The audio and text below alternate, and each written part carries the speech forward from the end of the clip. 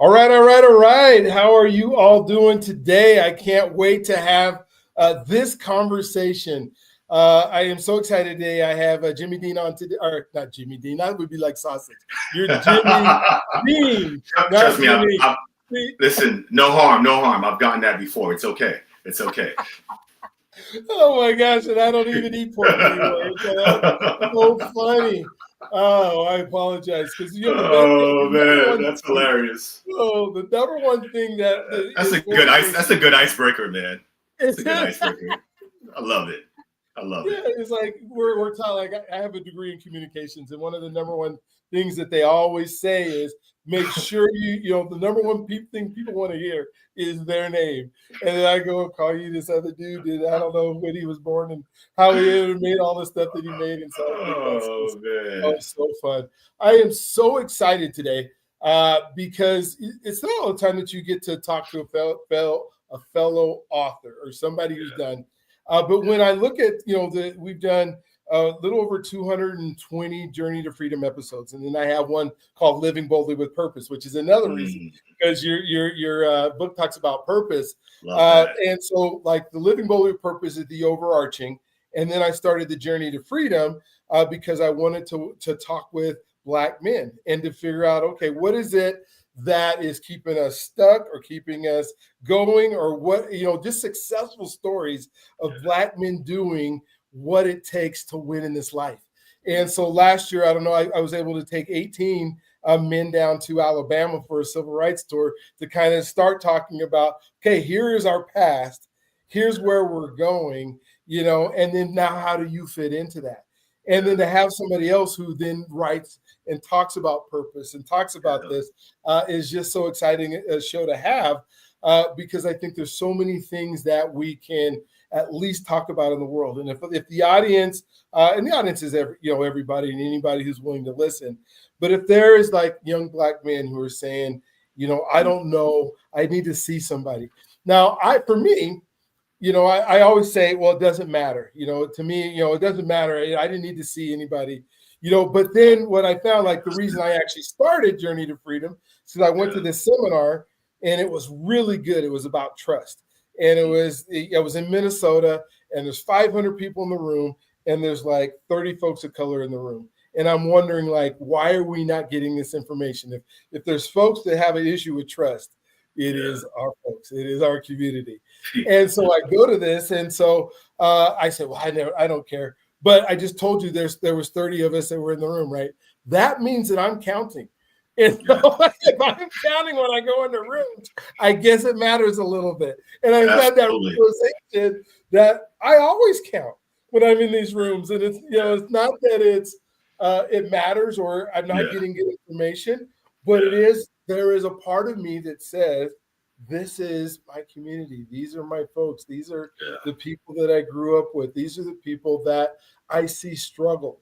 When we watch a Roots or watch, Amistad or something like that, it almost feels like, hey, this is our ancestors. These are the people that built our country and the people on the backs of the country. And there's just something that's special when we find folks of color that are doing stuff. And what I found is there's tons of us, and we just don't highlight it. Absolutely. Highlight all the issues. We highlight the dads that aren't real good dads. We highlight, or the dads that have struggled or whatever it is. We highlight, the entertainers or the athletes that mess up. And we don't highlight just the everyday people who are making it work and changing the community in a huge way. So Jimmy, thank you for being on. Thank you for just, if that's all I said and we were to shut this down now, there would be an example. But we're not going to do that because I want you to tell your story. I want you came to this planet somehow, and you weren't born at the age you are now, so you went through some things in your life, and so I'd love to hear about it. And so we'll start there, and then after that, oh my gosh, I can't wait to chop it up with all the other things that we're going to talk about. You are in for a treat today, my friends. All right, so Jimmy, the floor is yours. Take it away. Well, Brian, first of all, I just want to say thank you for creating a space where men can be vulnerable, where we can tell our truth, where we can let it all out and not feel ashamed about our story, our history, and the things that we've gone through. And so, first, I just want to say thank you, and I just want to give you your flowers and honor you for that. A little bit about me. My name is Jimmy Jean.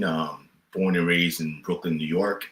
I am a husband. I'm a father.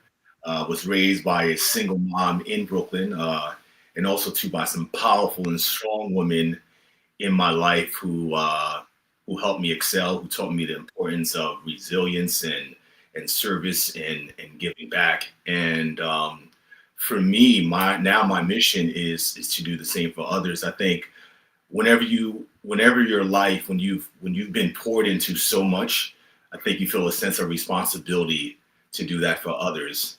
And now for me, now my mission is really all about helping people live with intention and meaning. And I know what it felt like to grow up and have and feel like your life didn't have any purpose. And so now that I feel like I'm living on purpose, now I'm the messenger of purpose. So this is a little bit about me. Oh my gosh. And so Brooklyn is just an interesting city. And I've been there. I have two of my boys were born in Brooklyn, or they're born at Harlem Hospital, Nice. but they lived in Nice. Brooklyn before we Nice. adopted them. They were actually on the I was born in Killer County, as they used to call it. It's Kings County Hospital, but they call it Killer County. Gotcha. Oh my God. Obviously, I'm alive, and so I'm here, so we're good. So you're here. So they didn't yeah. To move forward. But interestingly enough, I'd love to just even kind of talk about your identity growing up, because you only knew what your family had, right? It's not like we all have all these different, I didn't grow up in this, and I didn't grow up that. You just know who you are and you make it work. Yeah. But as you got older, to be able to look back and reflect on, you talked about really strong women that kind of guided you in the responsibility that you felt. Yeah. At what point did the rest of the neighborhood or the other kids that were part of your schooling and that kind of stuff that maybe didn't turn out as well as you did, or what we would, maybe into the streets and stuff, what kept you so grounded during this time as your identity was shaped? Well, first of all, I'm Haitian, and I got a lot of threats, and a lot of threats. If you make sure you don't, like hit the books and all sorts of things. But I'm only kidding. But what kept me grounded is it's the people, it's the community. I was raised by a single mom, and so now as a parent, I realize how much it takes to raise just one kid. So imagine a single mom raising, I have two sisters. Imagine the responsibility that comes with that. And so I think it's community. For me, it's been my aunt, it's been my grandmother, and these two people who played a pivotal role in help raising me. And they kept me safe. My mom she would wake up 4 or 5 o'clock in the morning and drive a taxi to provide for us. And so when my mom was working and grinding for us just to keep a roof over our head, sometimes I will spend my summers with my aunt, and I would miss my mom because she was working so hard for us, but it's just really community that really helped ground me and shape me and poured so much love into me, and I think that's just why I am who I am today. Thank you for sharing that. One of the things that I love to ask Black men, especially Black men who are parents, because one of the things, and then you have the unique perspective of being raised by a single mom, and then a community that comes behind you. Yeah. And so we talk so much because I believe that every child needs a dad. And I'm sure you probably, I don't know too many people who don't believe in that. Yeah. But sometimes what we don't talk about is what it means to be a dad. Like, how did that change your existence once you became a parent, and then you felt this responsibility different than, your upbringing, because there wasn't that huge. Are you trying to get me emotional, man? This is too early in the show. Like, you know, like, come on, man. You gotta know, man, because there's so many people that I talk to on the show and stuff that say, I'm doing everything I can to be a dad. Yeah, I mean, some of the things, the hoops that we've had to jump through, to see your child when the relationship doesn't go well, or, the system isn't geared towards dads being able to be that. yeah, And it sounds like you have this great relationship that you do have them with your kids, and yeah, you that's your life and why you exist. So yeah, I just want to kind of hear about it a little bit. Yeah, so a little yeah, bit of emotion enough yeah. for I, you know, I, you know, I, I remember hearing this saying that it's hard to be what you cannot see, yeah. but I think it's not impossible. And No, no. growing without a dad, I think when I had my son, there were a lot of insecurities that I thought that I kind of dealt with, Mhm. around manhood and what it means to be a man. And as soon as I found out that my wife was having a son, all the trauma, all the stuff that all the work that I've done in therapy that I thought like, oh, I'm good now, all of it came back to the surface. It's like, holy cow, I'm having a son. How am I going to raise a son when someone never taught me how to be a man? And it frightened me. There was so much fear, so much anxiety. And I said, I have to double down on therapy right now. I have to double down in therapy to help me deal with these emotions and this anxiety. And Mhm. so when my son came into the world, I felt like, what am I gonna do? What am I gonna teach him? And and then as I started just doing the work, and I realized all kids need is for you to be present. They want you to Woo. be present, right? They want you to love them. And so, all this narrative that I created about like and felt this pressure, that pressure started to go away because.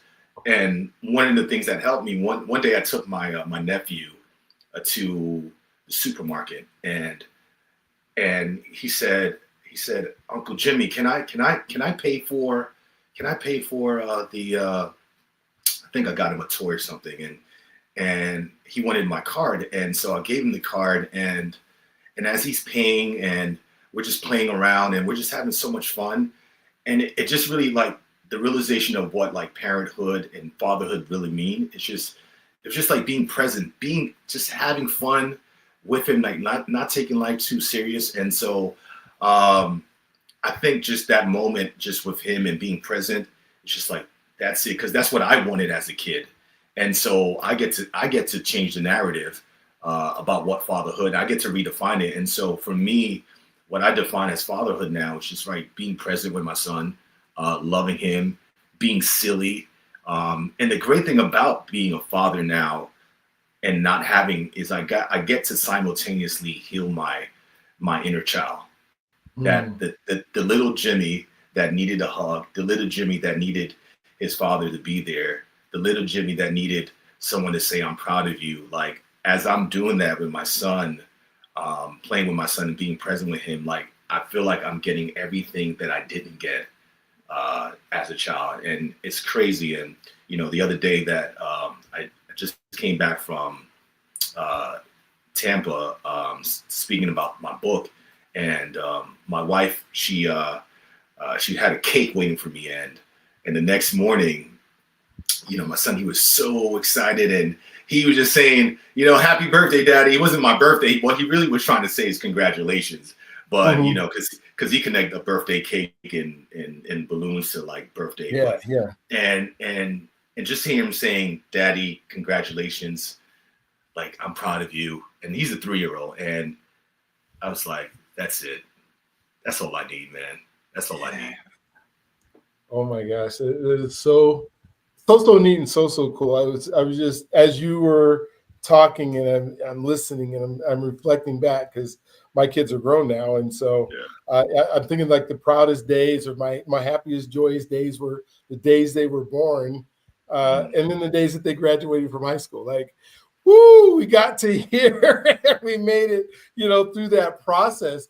And now, so I used to be a teacher, so I've kept my teaching credential, and I'll substitute, for my grandkids sometimes, and I won't let them know, and I'll just show up at the school, and just to be Wow. present as, Papa just showed. And of course, they don't call me, doctor. They call me Dr. B. When I'm Dr. there as a Pops, Dr. substitute. Pops. Yeah, they're like, Papa, Papa. And now they're the hero of their school, and That's how much awesome. does that cost me? It's like sometimes we think all of this is necessary, the toys I Yeah, buy and the games that I yeah, have and yeah, all yeah, those things, but it's just, yeah. it's just, like you said, it's being present.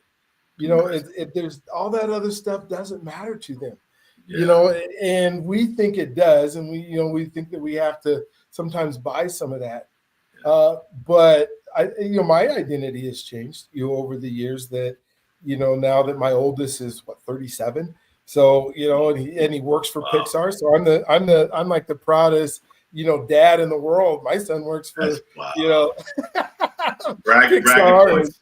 That's awesome. yeah, but because I'm a different person, because I spent that time understanding I need to be present. Now, I didn't have to be like when they were playing Little League Baseball and there's 67 games in a season. I don't need to be at all 67 games because we got to eat, but at the same time, if I'm at some of them, most of them, you Yeah, know, that's all they care about. They want to know that yeah, they can say, this is my dad. So thank you yeah, so much for just sharing that. I do want to talk about your book because you just mentioned it, and if you can, this is your first book, yeah, and before we were in the green room and we were just talking about what it means to be an author, and I stopped Jimmy. I said, Jimmy, wait, let's have this conversation as part of this podcast.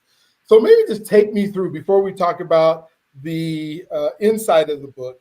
Let's yeah. talk about the process, Mm, because in order to write a book, you have to start feeling like you have something to say that yeah, somebody else would want to read, or yeah. somebody else could benefit from.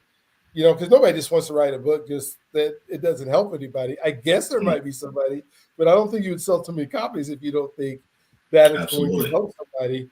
Yeah, And so maybe kind of just walk through your thought process when you decided, I'm going to write a book. yeah. Well, I had a lot of ideas for books. All right, like I started books, stopped, uh, but I knew this was the one. And I remember the day that the idea and the download of the book came to me. I came home one night and was in my living room. It's pitch black, and I just sat there, just in silent, and just kind of thinking about life and like what are some of my next steps, like what I want to do. And the idea just came to me: the purpose-driven influencer.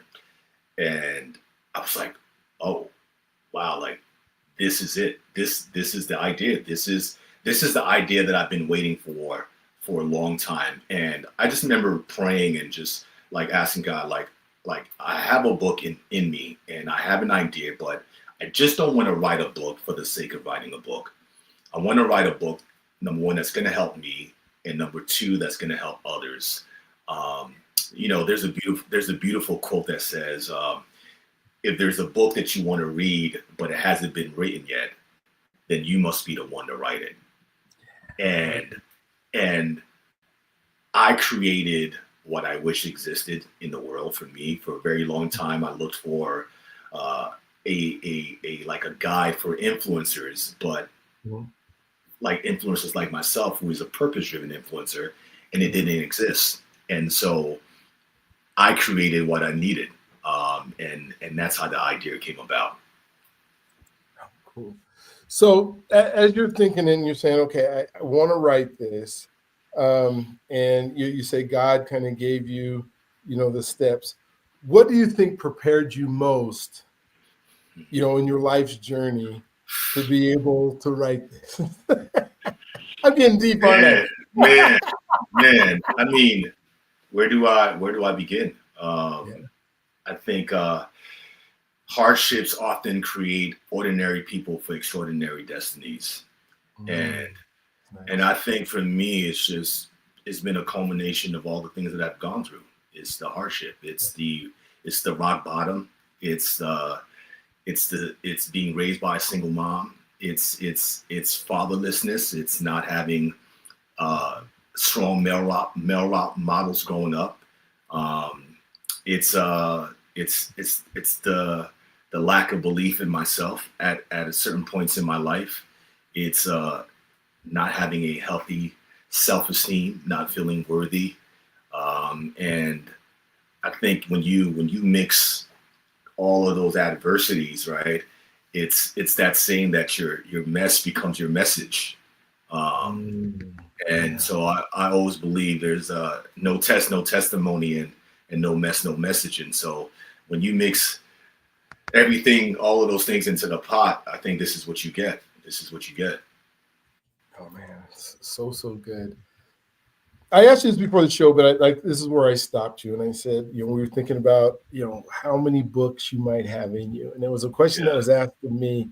I maybe a first or second interview, and it has stuck with me over the years. But what, how many do you think, now that you've written one and you know the process and Yeah. what it takes, how many more do you think you have in you? First, I was telling you about the process of Yeah, I was going to get to that. the. I want you to tell me the process. Maybe you I start with think that first. I Yeah. think any creative process takes you through a roller coaster of emotions. And I think Okay. I was telling you this about you go from I can do this to I'm confident to this is terrible to I'm terrible, I suck, and then you go back to like, yeah, I can do it. And so it's a roller coaster of emotions. But you learn so much about you through that process. And I think it's not really the accomplishment of the book that I'm proud of. I think it's who I got to become in the process and what I've learned about myself. And would I do it again? Yeah, I think I would do it again. I think this is probably not the last one. I don't want to put a cap on it. And but like I said, I want to make sure that the message is the right message, and I'm not just doing things just to, you know, I'm not writing another book just to write another book, but there has to be some sort of message behind it. Yeah. Oh my gosh. I just, it's so cool. When I was asked that question, I wasn't as bright as Jimmy in saying, yeah, I think I have more in me. My response was, this is good enough. This Yeah. process took me through the emotional ringer, and I don't know if I have it in me. You Trust know, me, it did that. It did that to me. There were plenty times where I quit on this book. I got you. And then part of me was like, man, why did I tell people that I was writing a book? Because then you get those people, hey Jimmy, what happened to that book that you said you was working on? And then now you feel this like, and I'm a little I have this about me. I'm a little competitive with myself, and so part of me is like, okay, all right, I gave you my word that I said I was going to write a book. Now I gotta follow through, and so um, part of that was just like, well, I put it out there. Now I have to follow through. So um, yeah, it's a beautiful process, and I think if I can do it, anybody can do it. And I think there are a lot of people who have a message, and not just a book, but it could be to start a podcast. It could be to maybe write a movie or whatever it is. A journey of 1,000 miles begins with one step. And I would say to whoever's watching is that just start the journey. You don't have to be perfect. Even when I was writing a book, what I learned is that you can't write and critique yourself at the same time. Um, Yes. because what that does is it erodes your confidence. And so you think yourself as an artist, and some days I had good writing days, some days I didn't. Some days I was just throwing enough paint on the canvas to say that I did something. And, I remember my wife, when on days I didn't want to write, on days I didn't feel like I had it in me. And I was just like, she said to me, just write 2 sentences. That's it. Just give me 2 sentences today.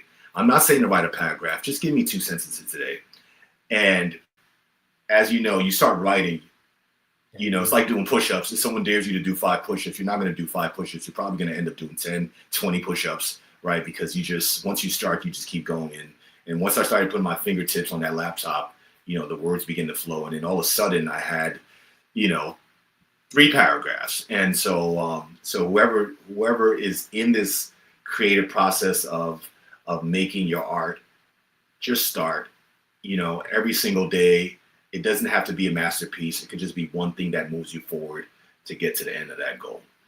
Oh my gosh, so true. And I remember the weight that was lifted once I saw my book on the shelf. You know, and I was a special ed kid that was told that I wasn't going to amount to anything and that I wasn't going to be able to. So to write, you know, dissertation is one thing, right? There's like it's going to sit on the shelf forever. Nobody will ever read it. Yeah. You know, but when you write a book that is for the everyday person to be able to do it, and then it gets put onto the shelf, and you're going, wait a minute, this is really cool.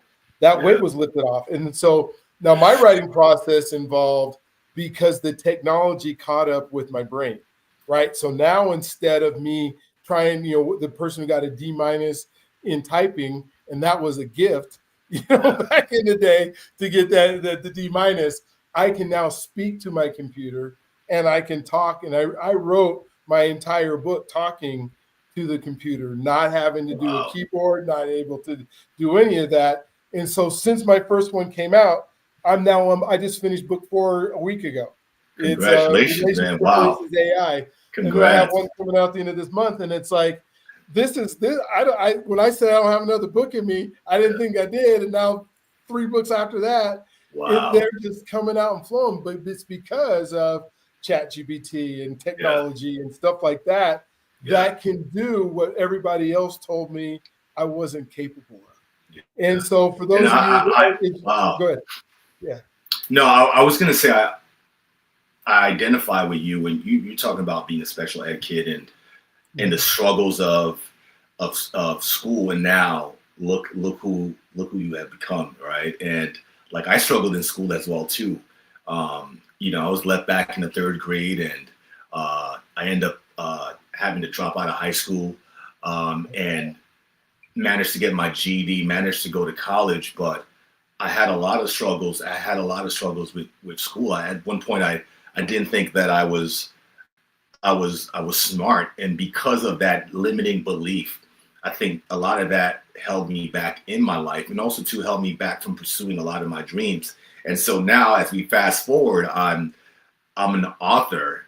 It's so gratifying and so fulfilling, but it's just a reminder to myself that, you know, regardless of what happened in your past and your background may have played a role in who you are, but it doesn't have a say on who you can become.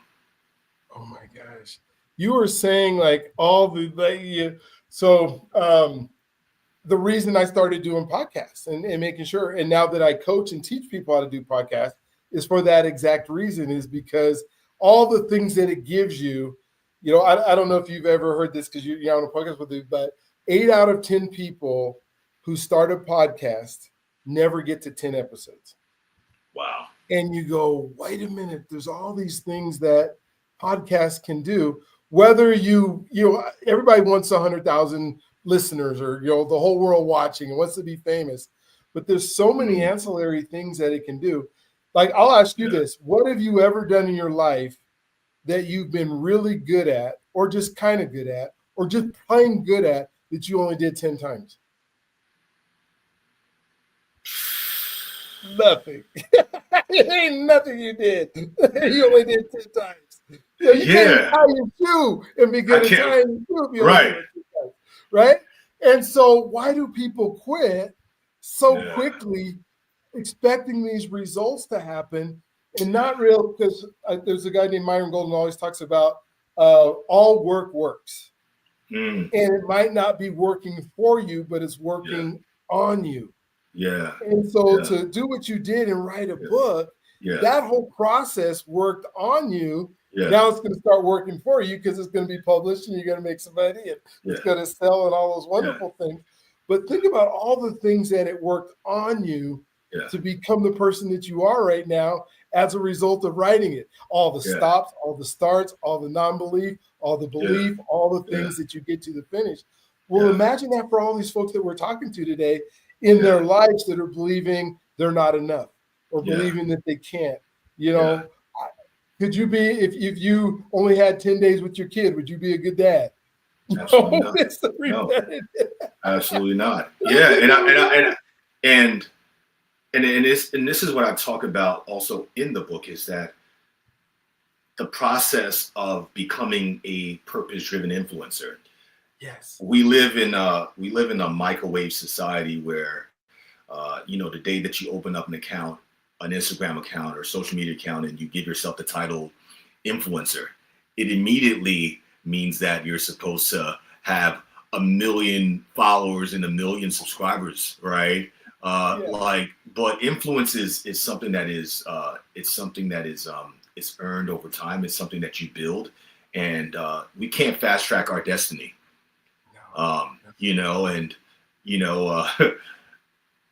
You can buy fake followers, right? Of course, yeah. Right. But guess what? Fake followers equals fake influence. Yep. Yes. Right. And so you cannot fast track this process of influence and leadership and it's a day-to-day thing. And this is what I speak about that in the book. It's a process. The man on the mountain didn't land on the mountain, right? He had to climb. And I think it's the same way with influence, right? If we're going to become who we were created to be, if our influence is going to get to where it's going to be, then we're going to have to make peace with the fact that we're going to have to climb that mountain. Can you help me to define, because it's the purpose-driven influencer. Yeah. And sometimes I think we struggle what it means to be an influencer. When I think of our younger generation and they say, well, I want to be an influencer. What does that mean? And how do we define that in a way that it could be something that we strive for? Man, I think when people say they want to be an influencer, I don't even think they understand what that actually means. What kind of influence do you want to be? Right? It's why I call myself the purpose-driven influencer. Because I'm not just an influencer. I'm not an influencer for the sake of having influence. I don't believe in having influence for the sake of having influence. And there's a saying in the book where I go, many influences are called, but few have chosen the path of purpose. And so the call to be a purpose-driven influencer is out there. The invitation is out there. So if you want to come over on this side, you can. This is the side where there's more fulfillment in this side. There's more peace on this side. There's more identity on this side. Because if you just want to say I want to be an influencer, sometimes it just means I want to be seen. Yes, seen and heard, and that's different. I want to be seen. I want to be popular. I want to be the person that is known that drives all the luxury cars and go on the exotic trips, and I want to post it, and I want to get as much subscribers and views and look at me and look, I'm cool, but at the end of the day, how is that edifying? Right? How is that helping anybody? And so the purpose-driven influencer is someone who just has a higher purpose, and they're grounded in something much deeper. And that's the separation, and that's the difference between someone who's just an influencer for the sake of having influence and someone who's driven by a higher purpose. Thank you for sharing that, because I talk to some people that want to go viral, right? Show me how to create a video that goes viral. I'm gonna do some entertainment there. I'm gonna do something stupid like jump off the roof into into sand and get myself hurt and stuff like that. And they go, well, but then I'll be an influencer. No, you'll just be a person who created an entertaining video doing something stupid. And possibly a person who got hurt. Yes. Oh my gosh. And so like John Maxwell wrote in one of his books, he said, when we talked about leadership, he said, if you're a leader and there's no one following you, you're only taking a walk. And so I love that thought process, because I think people believe that being an influencer means that you're persuading somebody persuading somebody to do something or coaxing somebody into doing something that they might not normally do. And so you now influence them to do Yeah. something. And Yeah. like you said, I think they got that backwards, because I don't think you get to declare yourself an influencer. I think you go out and serve and help people, and Yeah. then they are influenced by what you're doing, not Absolutely. necessarily by what you're saying. I mean, am I right in that? Or Yeah. But I also think that influence is really not about just being online. It's every day. yeah. It's every single day. And so when I had to make this shift in my mind, because growing up, right, even before I knew what the word influencer meant, like influence was modeled to me. Like my grandmother was the first influencer I knew, right? But Mhm. she didn't have social media back then, right? It's just that she allowed her kindness and her generosity and how she treated people, she let that do the talking, right? It would, no one was giving her likes, or no one was saying, I'm gonna follow you and I want to be one of your subscribers. No, because your greatest influence is who are you offline. And for Mm. me, my focus is like, who am I offline when nobody is watching, right? And I think every single day there are plenty of opportunities for us to be influential, right? Every day you walk by that person on your job that, they're a little down and out, right? And you can tell they probably need a little pep talk, a little encouragement, but you ignore it, right? But then you get on social media, right? And you want to spread the good vibes. Come on. Every day you're given these opportunities to be influential. And so for me, I try to focus on who I am offline rather than who I am online. And if I can be better off stage than I am on stage, that's what it's all about, man. Yeah. Well, I guess when you start thinking about, and then in your title is the word purpose. Yeah. And the question that I love to ask is, the podcast that I have is called Living Boldly with Purpose. Mm-hmm. And so when I think about the word purpose, I love to ask, can you live in purpose and not serve others? And maybe you can answer that as you think about a purpose-driven influencer, because I want to be an influencer, right? But I really don't like people. I don't want to serve people. Can you live in purpose without serving others? Maybe you can answer that your best way you can. Can you live in purpose without serving others? Absolutely not. There's a beautiful quote by John C. Maxwell is where he talks about significance. Mhm. Significance is when success is when you add value to yourself, but significance is when you add value to others. Um, if you're not doing stuff for others, then life has no meaning. Life has no meaning, and I think that uh, I think the word purpose also gets there's a misconception about it. It feels like a heavy word, um, but we're always serving others, and that could be in your job, that could be in the home, as a husband, as a wife, and so you're always serving somebody. Now you may not enjoy serving, right? You might be doing it upset, right? You might be that waiter or the waitress in the restaurant. You don't really like being a waiter or waitress, but you're just doing the job, but you're actually serving. And so I don't think you can live in purpose uh, and not serve others, because we're always responsible for the people that are in our lives in some way, somehow. When I think about your title, and maybe how people will take it when they first hear it, the purpose-driven influencer. Well, my purpose is to influence others. When the reality is your purpose is to do what God put you on this earth to do, and therefore influence people through that. Am I correct in that? Is that kind of what you talk about in the book a little bit? Absolutely. I think for me, and that just even goes to identity. I think my faith is the fuel behind my purpose. Mm. Um, I have purpose because of my connection to to God, Yes. right? To the Creator. Yes. And I think God's gift to us is our potential, and our gift back to God is developing it. And knowing that I've been blessed with so much potential that I haven't even tapped into.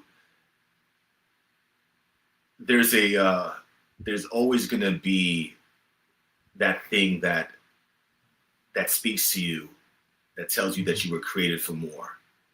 And even in the moments when I was off purpose, right? Purpose will always show up in my face, right? And even the moments where I was discouraged, right? I would find myself encouraging people. I'm like, hold up, like I need this right now. And so, my faith has played a big role in why I have purpose. It's the reason why I have purpose. And so, yeah. So it kind of reminds me of like some of the goals, and I think my mind shift has changed on goals, because kind of like what you're talking about is you do the work and then God does the rest, because you can't control some of those outcomes. And a lot of the times, at least in my early career, I would, they'd say, well, let's set this SMART goal or set this goal. And I would say, so let's say my goal is to have 100,000 people watch our podcast. Yeah. There's nothing I can possibly do to control that. Yeah. Whether people decide to watch it or not, right? I can have a goal to do the activity and serve others and make a great podcast and have a wonderful conversation with you. And if that decides to make 100,000 listeners, it does. If it doesn't, that's not what I control. So my goal shouldn't be all these outcomes that I can't control, because then I'm really not living in my purpose. Am I hitting that? No, the goal shouldn't be the outcome. The goal should be your intention. Oh, nice. Okay. Right? Like, what is my intention? My intention is to serve and to be impactful. Now, out of that, if you get 100,000 people, right, that's such a blessing. That's amazing. But the intention should always be, how can I serve? How can I help others? How can I be impactful? And out of that, if the 100,000 comes, then, that's great. But Jimmy, you say that's easy, but how do I really truly live in intention? How do I do that? How do I wake up every morning living in intention and not in serving myself or trying to reach my own goals? Or what do you have to? It's an everyday process. It's not a one-time thing. I'm constantly recalibrating my focus. I'm constantly like, even with the book, like I wanted to do so good. Like I really do. I wanted to do good, right? But I have to ground myself in the intention of, this is about being impactful. It's about making a difference. And every day, and this is why I tell people, make sure that your biggest influence is offline, because I'm going to give you an example. Social media, right? You can post something, right? And you could probably get, 15 likes on something, right? But then you get 300 people that viewed it. So 300 people viewed it, but you only got 15 likes, right? Why didn't all those 300 people, why they didn't like it? So, more people are watching than they're liking. And if you start allowing your self-esteem and your identity and your self-worth to get caught up in the numbers, right? You're never going to be on, that's going to take you off purpose. And so I just try to make sure that I'm impacting the people, the everyday people that I see. And so so to answer your question, I'm always recalibrating my focus to make sure that like I'm grounded in what I'm supposed to be doing. Yeah, because and I love the fact that you're saying about being offline. And they say the integrity is the person you are when no one's looking. Absolutely. Maybe walk us through some of the things that are part of your daily routine that help you stay grounded every day that you wake up? And none of us are perfect at it, right? Because we're all human and we're all got a long way to go. Yeah. But what are some of the things that you do to make sure that what you feel like you're doing is right? Yeah. Well, I think number one is you got to stay connected. You got to stay connected to the source. And so for me, that's beginning the day with prayer, stillness, meditation, and it's setting an intention for the day. And sometimes my prayers is just simple. Use me, God. Use me, use me for a purpose that is yeah. It's use me for a purpose that is greater than myself, because I know for me that when I'm being used, Mm-hmm. that's when I'm the most joyful. That's when I'm the most alive. That's when I'm the most fulfilled. That is when I know that, like, okay, yeah, this is why I'm here. This is the reason why I'm here. And quick story. The other day, I got in a Uber, and there was this guy. He's an actor, and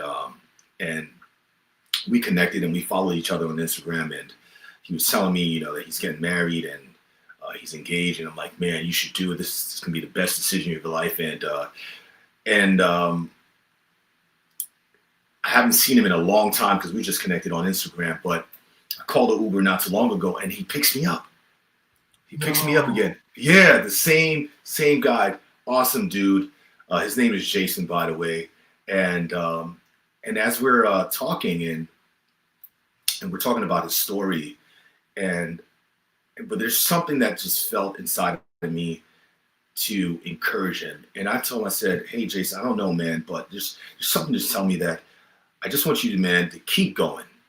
Mm-hmm. And I know you're doing your acting thing, but you're also too, you're driving Uber, like you're doing this to support yourself. And I just want you to know that just because you're doing what you have to do so you can do what you want to do does not make you not legit with the craft of being an actor and your real purpose. And then so as we got off the car, as he's about to drop me off, there was just something that said to me, let's just pray.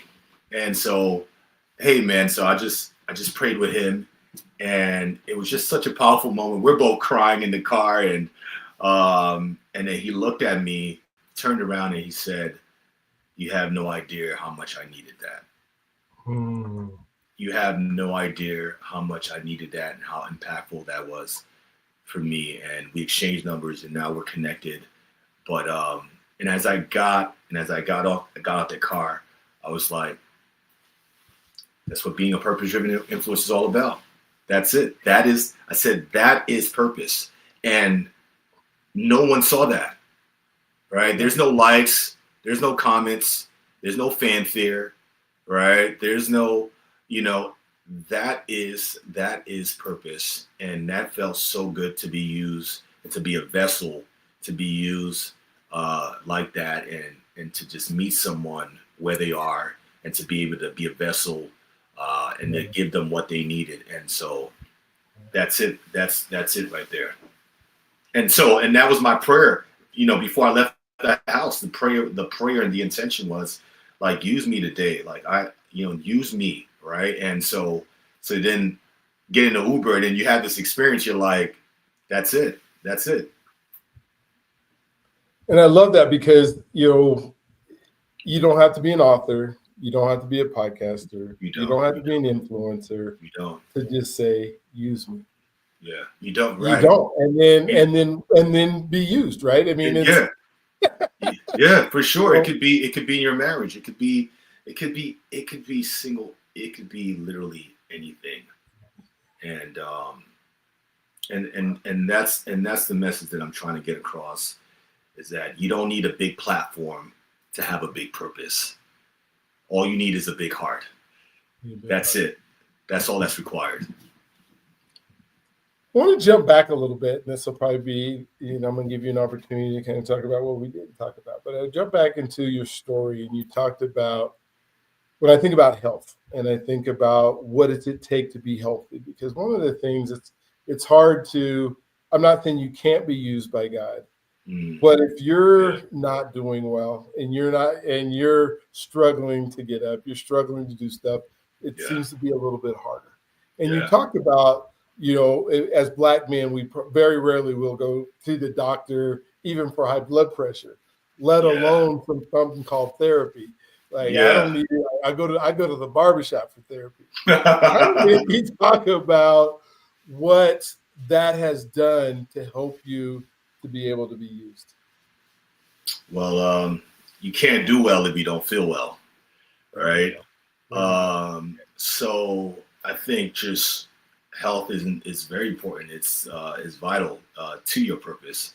And like you said, a lot of Black men, they don't want to go to the doctor. It's like you have to be in some sort of excruciating pain to actually go to the doctor. Me, listen, I will go to the doctor for any single thing. You can ask my wife. I'm like, oh my God, like, why am I feeling this? I'm like, I gotta go to urgent care right now, or I'm going to the emergency room, like just in case, and then because I'd rather have the peace, because I think when you were responsible for the lives of others as a husband, and you know that there are people that are counting on you, and you want to be there, you want to have longevity.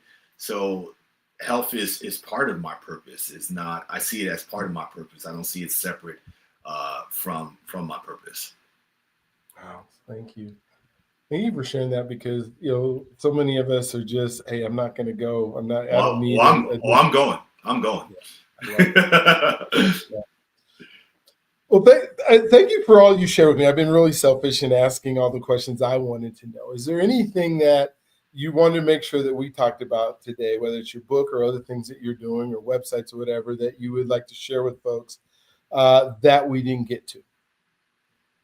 Yeah, I think we covered it. I think we covered a lot. Um, you know, this conversation's been it's been amazing. I just want people at the end of the day to know that you don't have to have all the bells and whistles to be influential, right? You, if you feel you're called to do something, there's a dream and there's a goal on your heart, and put your message out there. Put your message out there.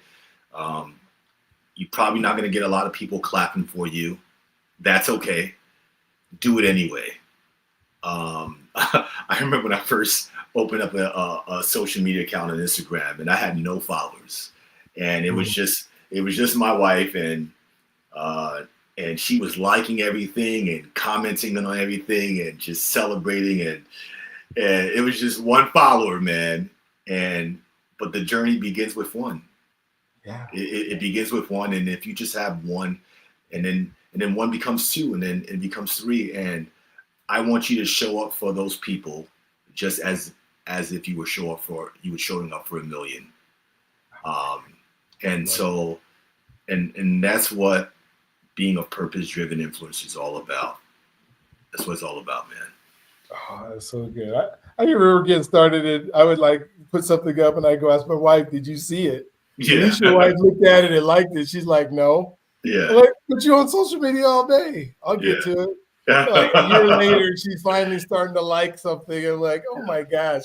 Oh, it's so neat. But I just love the fact that you not only have you written the book, purpose driven influencer, but you're walking the walk and you're talking Yeah. the talk. It's not, this isn't something that you say, I'm just writing a book to write a book so that I can be an influencer, or so that somebody will notice Yeah. that I'm alive. You actually wrote it because you wanted to help others, and you wanted to help Yeah. others find their spot.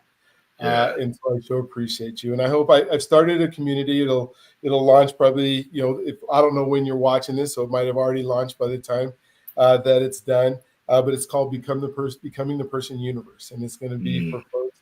like Love you that who are title. influencers to talk to people and to hopefully you'll do a book club, or I'm excited about some of the authors that will come on there and talk about their books and do a book club and walk through it. And so if you haven't gone there yet, go check it out.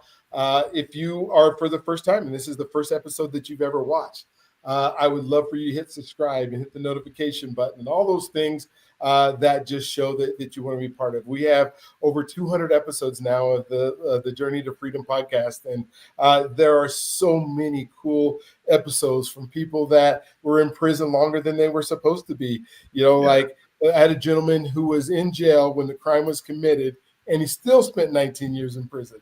I don't know how that works, because he couldn't have committed the crime because he was in jail when it happened. And so from that to attorneys that wanted to kill themselves and rob banks, and from folks that are in New Edition and NBA players and NFL players, it's just been fun. And then your everyday people that are just like Jimmy, that are making a difference. That's it. One person at a time. One person and at a then time. finding their voice. Go ahead. No, I was just agreeing with you. Just one person at a time. One person, you said one person at a time, that are going out there and then being able to find their voice. And that is so, so important for us, is to say, you know what, I guess I probably do have something to say. I've been dreaming about it. I've been thinking about it. It's been something I wake up at night and you haven't been able to take action. And when you see myself or you see Jimmy, you go, wait a minute. Yeah. And also, Brian, there are so many people that are watching our journey. You have no idea. People are watching. Yeah. They're watching and they're being inspired by you. And you may not get the feedback, you may not get the likes, you may not get the applause, but someone's watching your journey and they're being influenced by you, and that's why you have to keep going. And they're inspired. They're inspired. There's so many people. You know how many? Sometimes I'll get a comment, and what I did was I started creating a folder in my phone, and I call that folder. I speak about this in the book, is Artifacts of Purpose. And so every time someone sends me like a DM, like encouragement, oh my God, Jimmy, I needed that message, that post. It spoke to me so much. What I would do, I will take a screenshot of it, right? And I would add it to the folder. And on days when I felt like I was, that I wasn't doing enough, or I felt like, I'm just another voice out there, I would go back to that folder and I would remind myself, look at all those people who told you that you helped them. And this is why you have to keep going. And so someone is watching your journey, and whoever out there is, like I said, you may have 10 followers or 5 or whatever, but someone right on social media is watching your journey. Someone offline is watching your journey. Your family are inspired by you. And you just got to keep going. You got to keep going. Yeah, you said at the beginning of the show, I think it was when we were talking before the show, and you said, if we affect the life of one person, we've done our job today. We've done our job. And so because you never know, you don't know who God has placed in your path. Absolutely. And if you're ready to receive it, if you're ready to act, if you're ready to have that voice, and that's the true influence. Yeah. Because influence is not measured in millions. It's measured in meaning. Yeah. Oh my gosh. So cool. Well, I hope this is our last conversation. I look forward to many more in the future. Me too, my friend. One of the amazing people that have been, part of the journey to freedom and now part of my life. And if I would say, you start a podcast just because you get to network with some amazing people, it's worth every second of it. If not one person watches your podcast, but you now have this network of amazing people, then it's worth the opportunity to do it. And so thank you for being on today. Thank you for just talking about your book. The book is Living a Purpose-Driven Influencer. Go out. I think you said it comes out September 30th, right? Yeah, it's available right now for pre-sale, and it's out on September 30th. September 30th. All right. So I can't wait to read it. Do you have one final thought before we end tonight? What would my final thought be? The final thought would be is go out there and make a difference in someone's life. It's it could be one, it could be two people, like whatever it is, like you have the ability to make a difference, and your message matters. You're worthy of your dream. You're worthy of your goals. Go out there and make it happen, because if you don't do it, you're robbing the world of the opportunity to experience your greatness. I love that. Robbing the world of the experience of your greatness. Yeah.